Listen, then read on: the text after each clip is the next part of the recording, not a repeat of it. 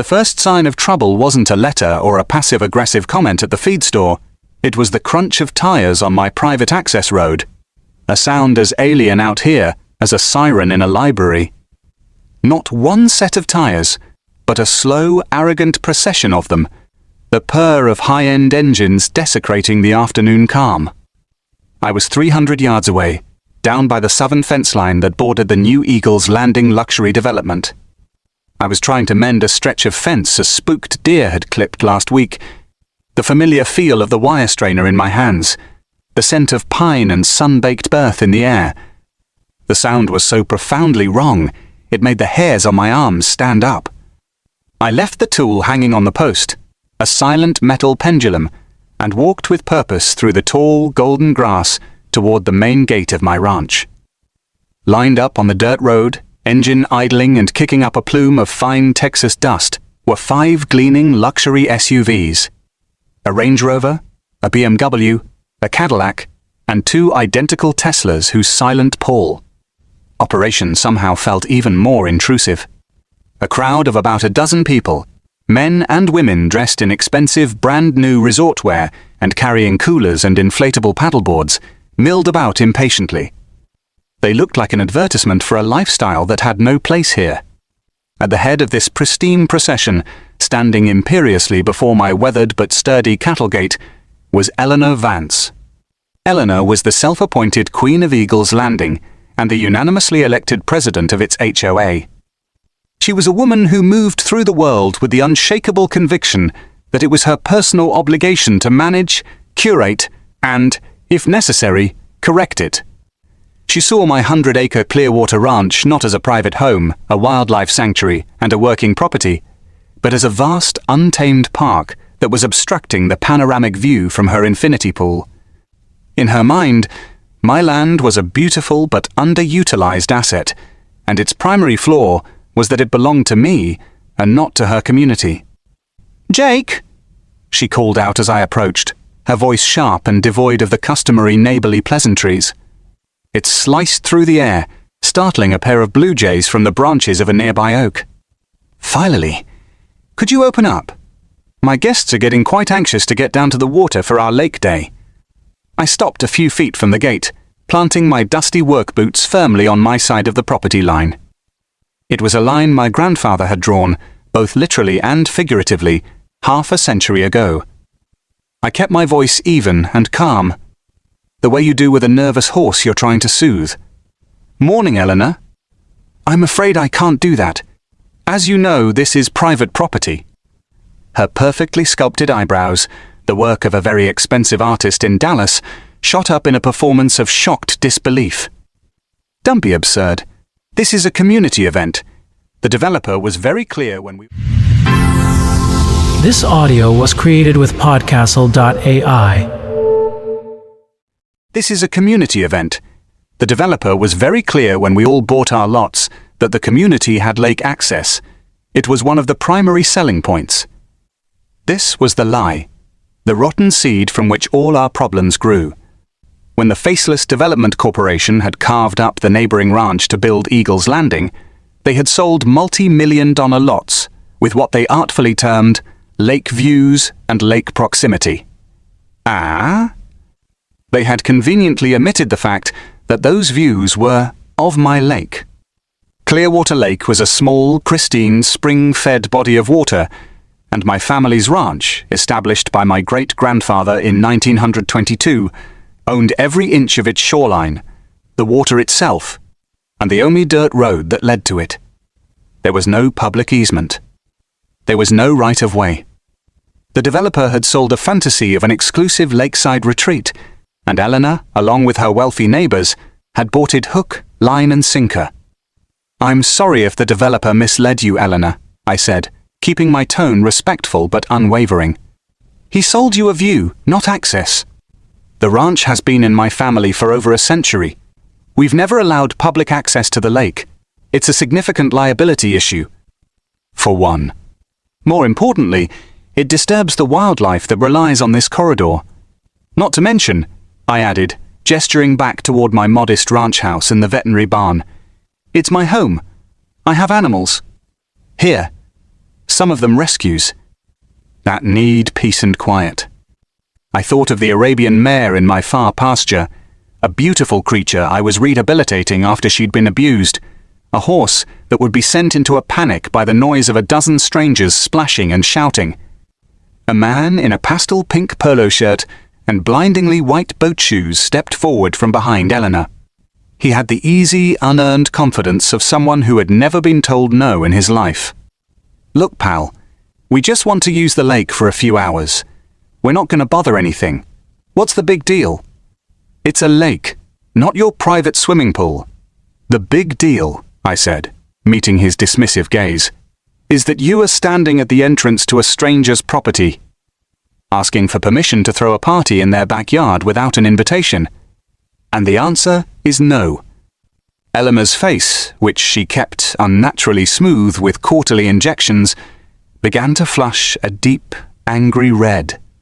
This wasn't just a simple denial, it was a public challenge to her authority, a deep humiliation delivered in front of the very guests she was trying to impress. She had promised them an exclusive lake day, a perk of living in her prestigious community, and this stubborn, dusty rancher was single-handedly ruining her meticulously planned social event. "This is an outrageous abuse of community spirit, Jake," she hissed, her voice low and furious. "That lake is a natural resource. You have no legal or moral right to hoard it for yourself. We pay exorbitant HOA fees to live in Eagle's Landing. And that includes the enjoyment of the local amenities." "My private property is not a local amenity, Eleanor," I countered, my own patience beginning to fray at the edges. "It's not a community park, and it's most certainly not included in your HOA fees. Your fees pay for your cookie-cutter landscaping and the fountain at your front gate. They don't buy you an inch of my land." This wasn't our first run-in. Since she'd been elected HOA President 6 months ago, she had made it her personal mission to secure lake access. It started with a cloyingly sweet phone call, inviting me to a board meeting to discuss a mutually beneficial partnership that would allow her residents scheduled access. I'd politely declined. Then came a formal letter from the HOA, written in sterile corporate legalese, offering to rent access rights for a sum so paltry it was a flagrant insult. It was an offer designed to establish a precedent. Not to be fair. I'd sent back a letter from my own lawyer. This audio was created with Podcastle.ai. Not to be fair. I'd sent back a letter from my own lawyer, a single, concise paragraph kindly informing them that Clearwater Ranch was not for lease or public use, now or ever. After that, the campaign turned cold and personal. She would corner me at the local feed store, making loud, pointed comments to her friends about selfish landowners who didn't contribute to the community. She'd tried to file a complaint with the county about my unstructured and derelict barbed wire fencing, a complaint that was summarily dismissed. Every probe, every push had been designed to wear me down, to paint me as the villain, to make me feel unreasonable for simply wanting to maintain the privacy and integrity of my own home.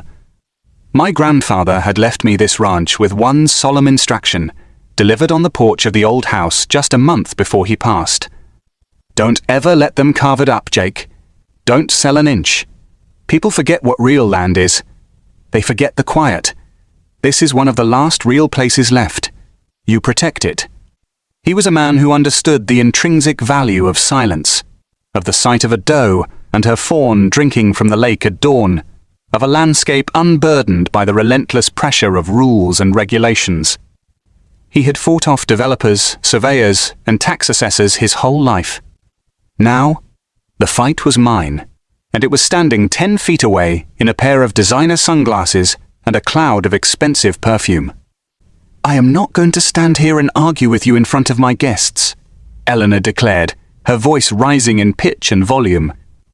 Her remaining friends were starting to look deeply uncomfortable, shifting their weight and avoiding eye contact. "You are being unreasonable and hostile. This road is the only way to get to the lake, and you are obstructing it." It's my road, Eleanor. The only thing I'm obstructing is a party of trespassers." She stared at me, her eyes narrowing to tiny slits of pure fury. The carefully constructed facade of the gracious hostess finally cracked and fell away, revealing the raw, entitled rage beneath. She pulled her jewel-encrusted phone from her handbag, her thumb stabbing at the screen with violent jabs. "Fine," she spat, her voice trembling with anger. "You want to be difficult? You want to play games? I have had enough of your selfishness. You are illegally blocking access to a public waterway, and you are creating a hostile environment for this entire community. I'm calling the sheriff." The threat hung in the hot, dusty air, as loud and jarring as a gunshot. Her last remaining guests looked horrified.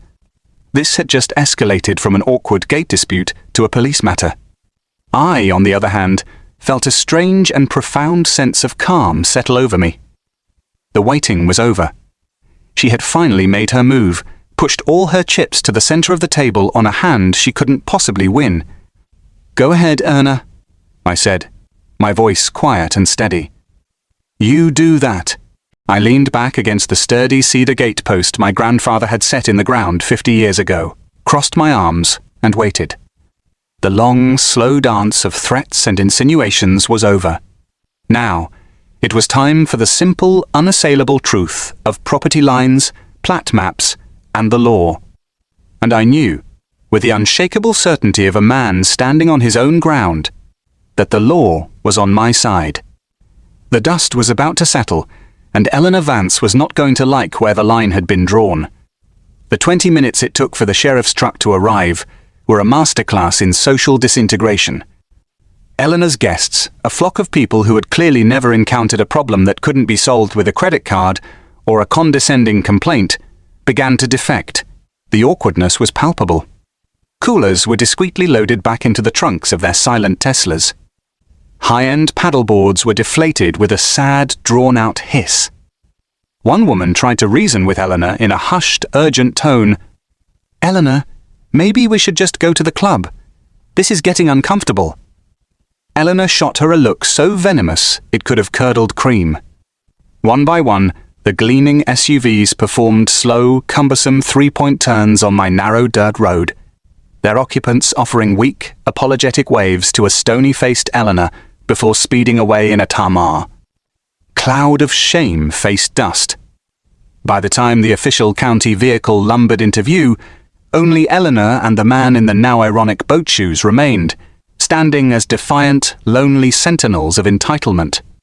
The truck that arrived wasn't a sleek city cruiser designed for high-speed pursuits. It was a dusty Ford F-250 with the county sheriff's star on the door, its tires caked with the mud of 100 back roads. It was driven by a man who looked like he was carved from the same old-growth Texas oak as the fence posts. Sheriff Brody was in his late 50s, with a some-weathered face, a calm, steady gaze, and a well-earned reputation for knowing every back road, property line, and family history in the county. He'd known my father, and he'd shared more than a few cups of coffee on my grandfather's porch. He killed the engine, the sudden silence punctuated only by the chirping of cicadas in the afternoon heat. He got out slowly, a man who never hurried, and adjusted the heavy leather belt on his hips. He gave the scene a long, practiced look. The lopped cattle gate, me leaning against it, Eleanor standing stiff with indignation, her arms crossed tightly over her chest. "Afternoon, Jake," he said, his voice a low, gravelly rumble that seemed to emanate from the earth itself. He tipped his hat slightly in my direction, a gesture of long-standing familiarity. Then he turned to Eleanor, his expression becoming professionally neutral. "Ma'am, I got a call about a public disturbance? Someone blocking access to Clearwater Lake?" Eleanor sprang to life, her moment of vindication finally at hand. The law had arrived, and she was certain it was here to serve her. This audio was created with Podcastle.ai. And she was certain it was here to serve her. "Thank you for coming so promptly, Sheriff," she began, her voice brimming with theatrical urgency and civic concern. "This man, Jake Williams, has illegally blocked the only road to the lake. He is preventing my residents and their guests from enjoying a public natural resource. When we politely asked him to move, he became hostile and uncooperative. "We demand that you order him to open this gate at once." Sheriff Brody listened patiently, his gaze unwavering, his face a mask of practiced neutrality. He let her finish her entire tirade without a single interruption. When she was done, breathing heavily from the exertion of her own righteousness, he turned his head slowly and looked at me. "Jake?" he asked, one weathered eyebrow raised slightly. "You want to tell me what's going on from your perspective?" "Not much to tell that you don't already know, Sheriff," I said calmly. "Eleanor and her friends were planning on having a party on my property, and I told them they couldn't. This is the private access road to my ranch. There's no public right-of-way." "Of way? That's a complete falsehood." Eleanor interjected, her voice shrill. "The developer assured us, ma'am," the sheriff said, holding up a large, calloused hand to silence her. His voice was still calm, but it now carried a weight of authority that she couldn't ignore. "Let's just deal with the facts as they are right now. On this piece of ground. Okay?" He turned back to me. "You got your survey with you, Jake? I know you keep it handy." I nodded. "Always." I walked over to my old pickup, which was parked near the barn, and from behind the seat, I retrieved a long, heavy cardboard tube capped at both ends. I walked back to the sheriff's truck and, using the wide, dusty hood as a table, I carefully unrolled the contents. It was a certified, surveyor-grade plat map of my 100-acre property, the lines drawn in sharp, unambiguous ink, the surveyor's seal embossed in the corner. It smelled faintly of old paper and history. "As you know better than anyone, Sheriff," I began, tracing the main boundary with a calloused finger, Clearwater Ranch, Parcel 7A, was established in 1922. The property line, marked here in red, encompasses this entire access road, circles the full perimeter of Clearwater Lake, including a 50-foot riparian buffer, and continues back to the state highway. The Eagles Landing development ends right here. I pointed to the thick black line that separated my wild land from the neat, sterile grid of her community. There has never been a public easement granted across this land. Not in 100 years. The sheriff leaned over the map, though it was clear he was only doing it for Eleanor's benefit. He knew this land as well as I did. He tapped a point on the map. "So this gate, right here where we're standing, is about 200 yards inside your registered property line?" "That's correct, Sheriff," I confirmed. He straightened up slowly and turned his full attention to Eleanor. The folksy country lawman was gone, replaced by an officer of the court executing his duty. "Ma'am," he said, his voice flat and official, according to the official plat maps filed with and certified by this county, "you and your guests were not being denied access to a public resource. You were attempting to commit criminal trespass on private property. Mr. Williams is well within his legal rights to deny you, or anyone else, access to his ranch. In fact, he showed considerable restraint by not having your vehicles towed the moment they passed his property line, which he would have been legally entitled to do at your expense." Eleanor's face went through a rapid series of transformations, from righteous indignation to sputtering confusion, to the dawning horror of public humiliation. But the lake, we can see it from our houses. It's right there. Ma'am, being able to see a place doesn't give you... This audio was created with podcastle.ai. Ma'am, being able to see a place doesn't give you the right to go there, the sheriff said, his patience clearly wearing thin. He took off his hat and wiped his brow with the back of his hand. "Your dispute is with the developer who sold you your property under what seem to be false pretenses.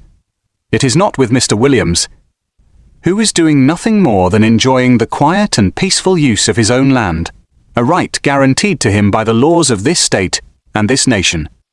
He took a step closer, his gaze hardening. "Now, I drove all the way out here on a Saturday afternoon, using county fuel and my on-duty time, to settle a civil matter that is, quite frankly, none of my business. We have laws against misusing emergency services and making false reports. I am going to overlook it this one time because I suspect you are acting on bad information. But if I get another call, out here for this same issue, I will not be so understanding. You will be cited. Do you understand me clearly? The man in the boat shoes looked at Eleanor, his face pale, and muttered, "Eleanor, for God's sake, let's just go." She didn't seem to hear him. She was staring at me, her eyes filled with a venomous, impotent rage.